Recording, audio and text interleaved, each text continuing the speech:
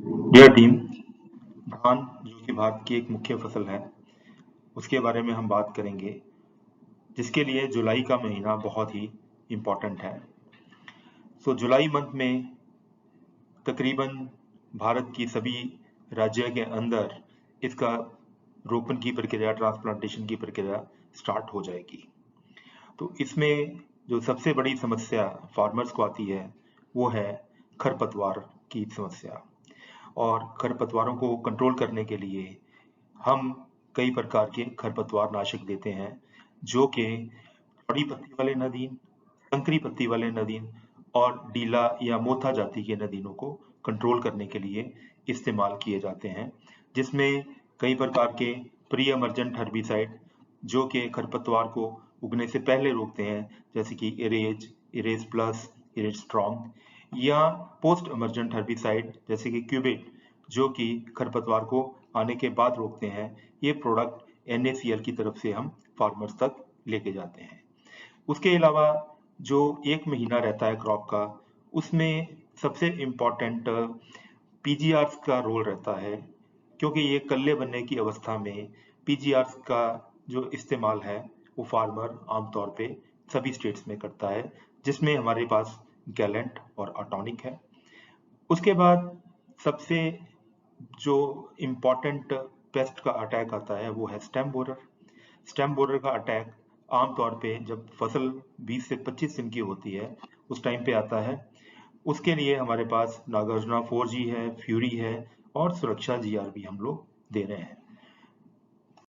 बात करते हैं रेस्ट्रॉन की, जो कि एक प्री इमर्जेंट हर्बिसाइड है, जो कि चौड़ी पत्ती वाले और संकरी पत्ती वाले नदीनों को कंट्रोल करने के लिए मेन फील्ड में इस्तेमाल किया जाता है। इसके इस्तेमाल आप 4 kg प्रति एकड़ के हिसाब से रेता में यानी सैंड में या फर्टिलाइजर में मिला के खेत के अंदर कम से कम 3 से 4 इंच पानी के अंदर इसका इस्तेमाल करना है।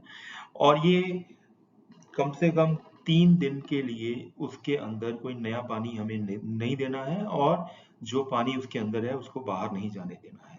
तो आपको इस प्रोडक्ट का बहुत बढ़िया रिजल्ट मिलेगा। सीरियस हमारा एक और pre emergent and early post emergent herbicide है, जो कि 3 से 5 दिन के अंदर हमें इस्तेमाल करना है।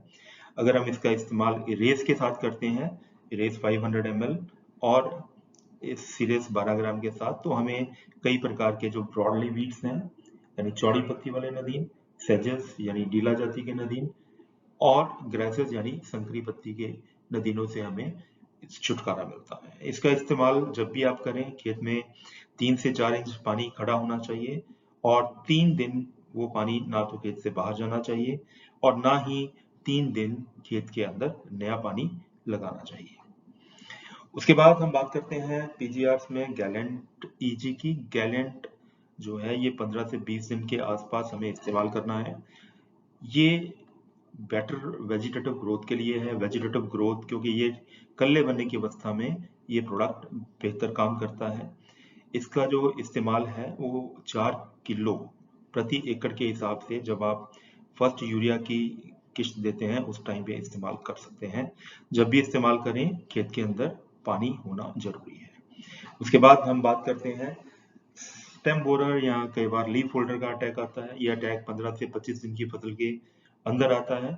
आमतौर पे स्टेम बोरर का अटैक मेजर रहता है, उसके लिए हमें 7.5 kg नागार्जुना 4G को इस्तेमाल करना है। कंडीशन वही है, 3 से 4 इंच पानी खड़ा होना चाहिए, उसके अंदर आपको नागार्जुना 4G डालना है और कोशिश ये चाहिए कि 3 दिन वो पानी जो है वो खेत से बाहर नहीं जाना चाहिए। उसके बाद कई बार शुरुआती अवस्था में ब्लास्ट के यानी कि लीफ ब्लास्ट के आपको सिम्टम्स दिखाई देते हैं।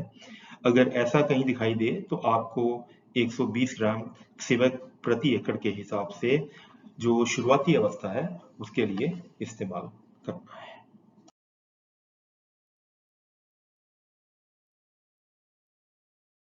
धान की फसल में तकरीबन 1 महीने में जो भी समस्याएं आती हैं, कौन सी स्टेज में क्या समस्या आती है, उसके लिए कौन सा प्रोडक्ट इस्तेमाल किया जा सकता है, उसका डोज क्या रहेगा पर एकड़, उसका एप्लीकेशन टाइम कब है और किस समस्या के लिए उसे इस्तेमाल करना है, इस चार्ट में उसका हमने पूरा डिटेल दिया है, इसको आप रेफर कीजिए